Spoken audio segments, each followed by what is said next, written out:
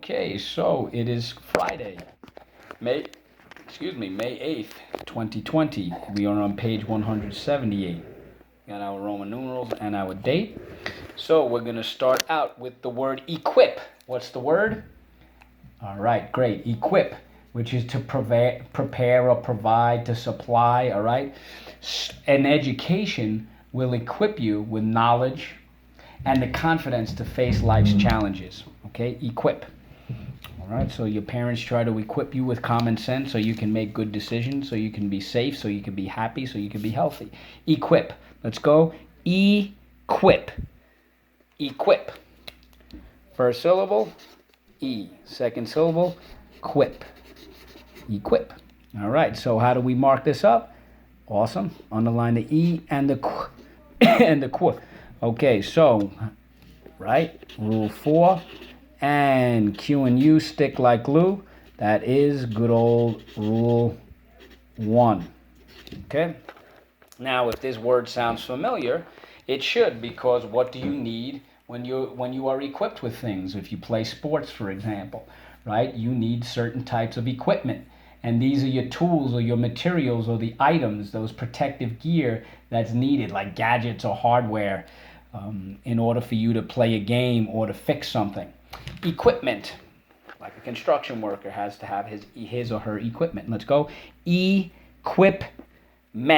Equipment. So let's go. Equip. Sorry about that. Ment. Equipment.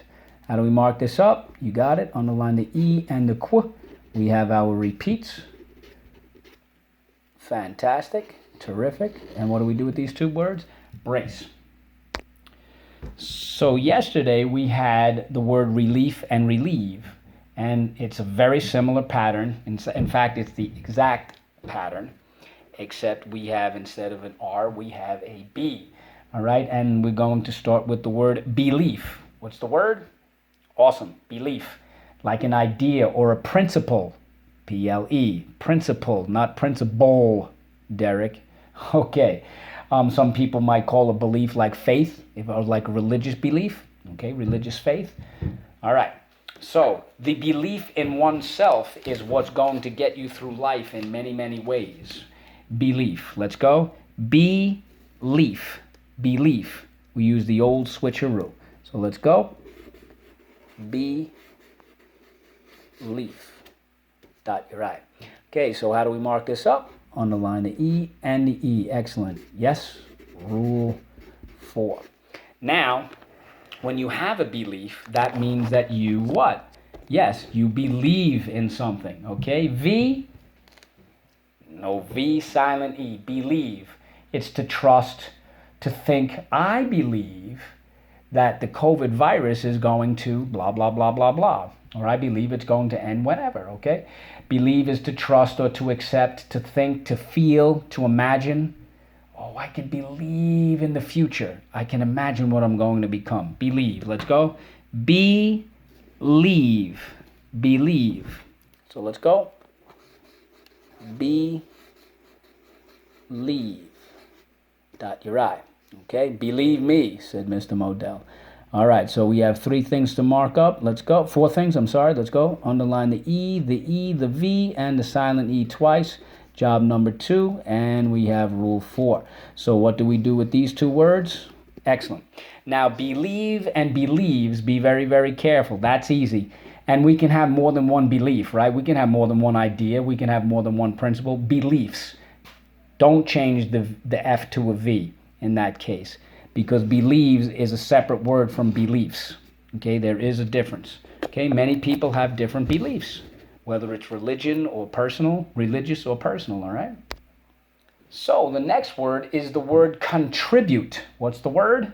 Exactly, contribute, which is to give or to aid, to be generous, to donate, to have an offering, maybe to have to give a gift. All right. Sometimes we contribute to people who are needy. Sometimes we contribute an answer in our participation in school. Contribute. Okay. Some people in their religious institutions, they may take up a collection plate and contribute to a family who may be down on their luck. Okay, contribute. But everybody has something important to contribute. All right? And the greatest gift that you can do is contribute is your time and your love and your care. Contribute. Let's go. Contribute. Contribute. So let's go. Contribute. Contribute. All right, so how do we mark this up? Underline the U and the silent E twice. Draw an arrow back. You know the rest. So when you contribute something, you are making a what? Exactly, a contribution. All right, so the Wright brothers, Ruby Bridges, Edward Jenner, Louis Pasteur, Louis Braille, right? Beethoven, Leonardo da Vinci, the founding fathers, their contribution to the world is still being felt to this day, whether it's 500 years ago, 100 years ago, 200 years ago, 40, 50, 60 years ago, all right? The contribution of these great heroes can never be forgotten. Contribution, let's go. Contribution, contribution. So let's go. Contribution.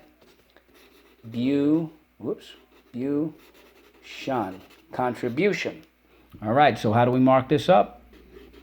Okay, underline the U and the sh. The U can say U, exactly. Rule 4, precisely. Rule 4, and notice that we dropped the silent E. That is Rule 13. Okay? Contribution can be a charitable donation also, again, to those who are less fortunate. And what do we do with these two words? All right, great job. So let's go backwards. Let's go. Contribution, contribution, contribute, contribute, believe, believe, belief, belief. Get this up here. Okay, let's go.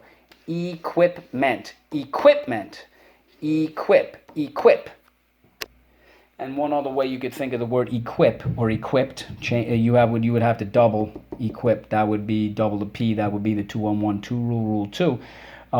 But a tortoise or a turtle comes equipped with that shell for protection. But human beings, they are equipped with one thing to help them survive: their minds, their brains. Continuing with page 178. The next word we have is the word anticipate. What's the word? Fantastic. Anticipate. Now, anticipate is a really cool word. It's quite sophisticated, and very often it means to predict or to expect. I anticipate that the weather is going to get a lot warmer starting next week because it is May and we're inching closer and closer towards summer. Okay, anticipate is sort of to get prepared, to get ready, to make a prediction is to predict something. All right, I think this is what it's going to happen in this story. You expect it to happen based on what you know. Anticipate. Let's go. Anticipate. Anticipate. Let's go. Anticipate. Anticipate. Cross your T. Dot your I. Dot your I. Cross your T. Okay, so how do we mark this up? Underline the A and the silent E twice. Draw an arrow back. You know the rest. Okay? To anticipate great things in your future is what motivates us. Okay? Now, when you anticipate something, that's called anticipation. Okay? The anticipation of the child visiting her best friend's house.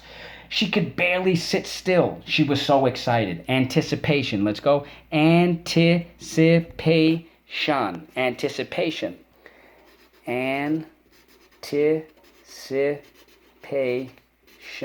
Anticipation. And for those of you who are older like me, there was that great commercial with Heinz Ketchup, Anticipation. There was a song called Anticipation. I won't sing it to you because you'll just cover your ears.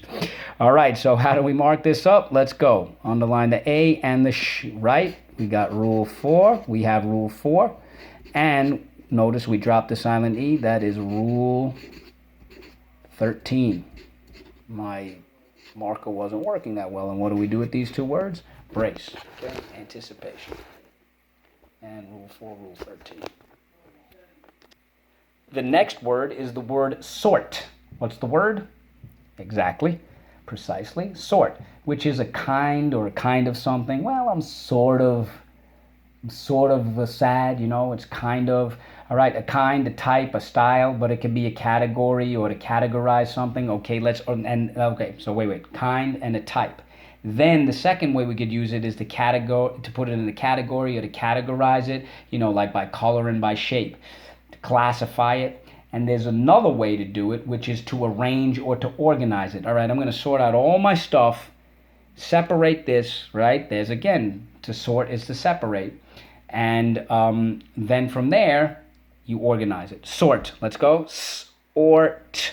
Sort. Let's go. Sort. Sort. All right, so how do we mark this up? Underline the or. We can use it more than one way. It's a big-time homograph, so I expect sentences that can display your understanding of that definition in a deep, deep way. Now, when we sort things out, it's called an assortment, okay, like a mix. How many of you have ever seen food where there's an assortment of nuts or an assortment of candy? That means there are a variety of them. There are many, there are numerous, there are various ones. It's like a selection, okay? So think about a box of crayons. There are an assortment of colors in a box of crayons, depending on the size. They could be 8, they could be 32, they could be 64. I don't know if there are 32, I'm not too sure. I know 8 and 64. All right, assortment. Let's go. Assortment. Assortment. So let's go. Assortment. Assortment. And again, notice that we divide the syllable by the double consonant. Don't forget that. Assortment. And what do we do? Oh, how do we mark this up? Underline the or. What do we do with these two words? Exactly, break. So the last two words are fascinating to me because we touched on one of them a little bit. But number 11 is the word zeal. What's the word? Right, zeal. So to be zeal means to be eager, to have passion, to have excitement. All right, it's to be energized or exuberant. It's really devoted. You're devoted when you have zeal. You have a lot. You're dedicated. All right, you have that dedication. Okay. So for example, you could think of it like this: Beethoven's zeal, his passion, his excitement, right? His exuberance, his eagerness, his devotion and dedication.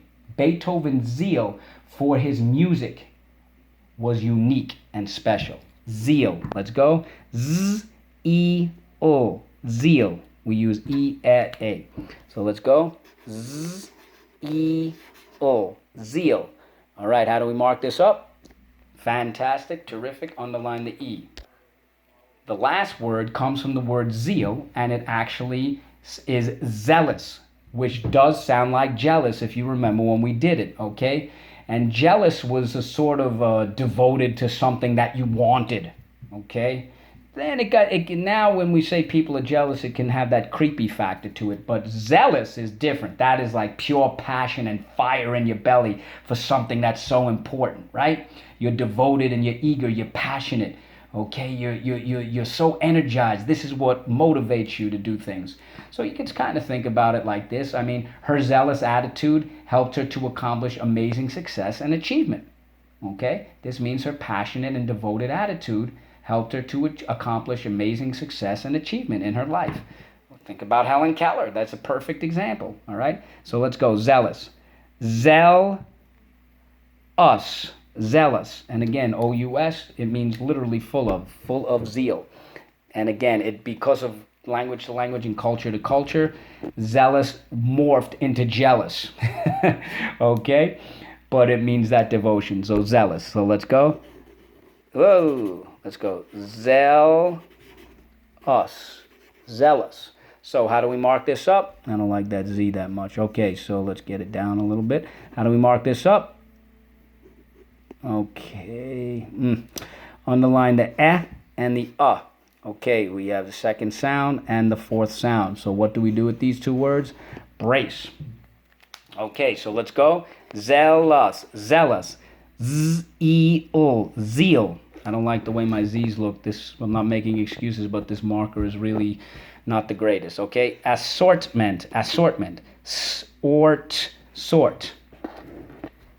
Anticipation. Anticipate. All right, go to it. I anticipate a lot of great sentences. And one major correction, I'm going to make a quick little video of it. I didn't look at my notes very carefully. I mean, this is a long time since I read that story about the baby elephant.